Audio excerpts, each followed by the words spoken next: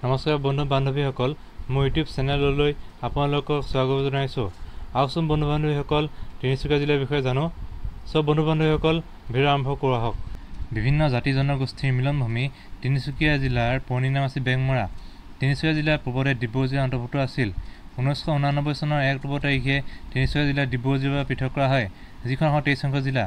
তিনিচুকীয়া জিলাৰ সদৰ তিনিচুকীয়া। প্ৰশাসনিক সুবিধাৰ বাবে তিনিচুকীয়া জিলাক 3টা মহকুমা বিভক্ত কৰা হৈছে।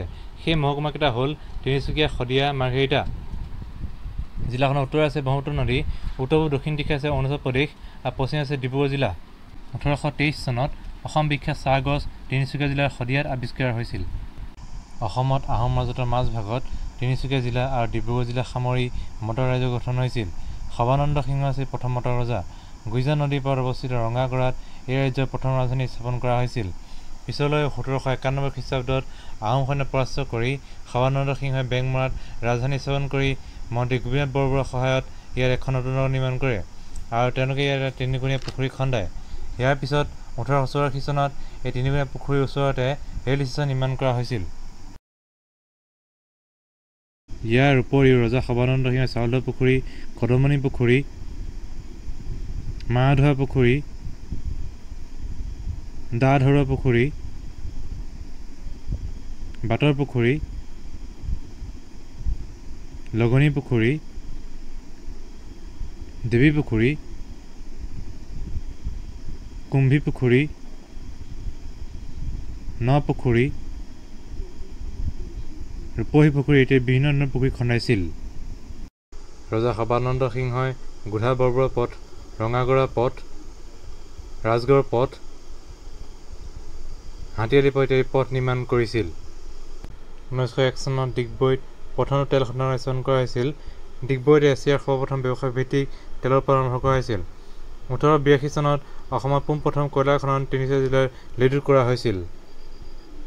তিনিচুকীয়া জিলাৰ মাৰ্ঘেৰিটাতো কয়লা খনি আছে।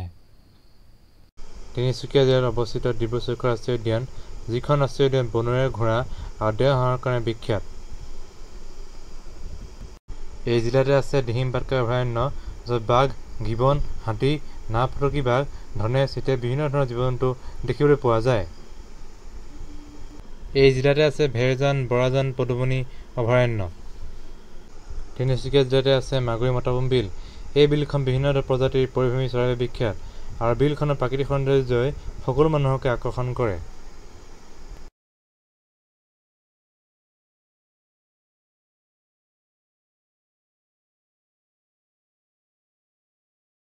তিনিচুকীয়া জিলাতে আছে হলৌ বান্দৰ, গিবনৰ কাৰণে বিখ্যাত বাৰেকুৰি অঞ্চল, য'ত বহুতো হলৌ বান্দৰ দেখিবলৈ পোৱা যায়। তিনিচুকীয়া জিলাৰ বৰডুবিত অৱস্থিত টিলিঙা মন্দিৰলৈ বহুতো ভক্ত আহে। এই মন্দিৰত টিলিঙা বান্ধিলে ভক্তৰ সকলো মনোকামনা পূৰ্ণ হয় বুলি জনবিশ্বাস আছে। বৰ্তমান এই মন্দিৰটো পৰ্যটকৰ বাবে আকৰ্ষণৰ কেন্দ্ৰবিন্দু হৈ পৰিছে। তিনিচুকীয়া জিলাতে আছে ৰেলৱে হেৰিটেজ পাৰ্ক, য'ত পুৰণি দিনৰ বহুতো ৰেলগাড়ী সংৰক্ষণ কৰি থোৱা আছে। ইয়ালৈ বহুতো মানুহ আহে। তিনিচুকীয়া জিলাৰ শদিয়াতে আছে কেঁচাইখাতি থান, য'ত প্ৰতি বছৰে ডিচেম্বৰ মাহত বাবু পূজা পতা হয়, যিটো এদিনত সকলোকৈ ডাঙৰ পূজা হয়। সেই পূজালৈ দূৰ দূৰণিৰ পৰা মানুহৰ আগমন হয়। শদিয়াৰ কিছু সংখ্যক লোকৰ মতে প্ৰাক ঐতিহাসিক যুগৰ সেয়া তাম্ৰেশ্বৰ মন্দিৰ হয়। ইয়াৰ উপৰি শদিয়াৰ কুণ্ডিল নগৰত ভগৱান শ্ৰীকৃষ্ণৰ পত্নী ৰুক্মিণীৰ জন্মস্থান আছিল বুলি জনবিশ্বাস আছে আৰু ইয়াতে বুৰঞ্জী প্ৰসিদ্ধ শদিয়াখোৱা গোহাঁইৰ বাসস্থান আছিল বুলি প্ৰবাদ আছে। তিনিচুকীয়া জিলাৰ বৰ্তমানৰ আকৰ্ষণৰ কেন্দ্ৰবিন্দু হৈ পৰিছে ধলা-শদিয়া দলং, যিখন দলং এছিয়াৰ ভিতৰতে তৃতীয় আৰু ভাৰতৰ ভিতৰতে প্ৰথমখন দীৰ্ঘতম দলং। এই দলংখনৰ নাম ৰখা হৈছে ডক্টৰ ভূপেন হাজৰিকা সেতু, যি নাম চিৰযুগমীয়া হৈ ৰ'ব। তিনিচুকীয়া জিলাতে আছে দ্বিতীয় বিশ্বযুদ্ধৰ সময়ত নিৰ্মাণ কৰা বিখ্যাত ষ্টিলৱেল পথ, যিটো বৰ্তমান লিডু পথ হিচাপে জনা যায়। চ' বন্ধু বান্ধৱীসকল, আজিৰ ভিডিঅ'টোত ইমানখিনিয়ে আছিল। ভিডিঅ'টো যদি ভাল লাগিছে লাইক কৰিব আৰু কেনেকুৱা পাইছে কমেণ্ট কৰি জনাব। লগতে চেনেলটি ছাবস্ক্ৰাইব কৰিবলৈ নাপাহৰিব। গতিকে আজিলৈ আহোঁ, ধন্যবাদ।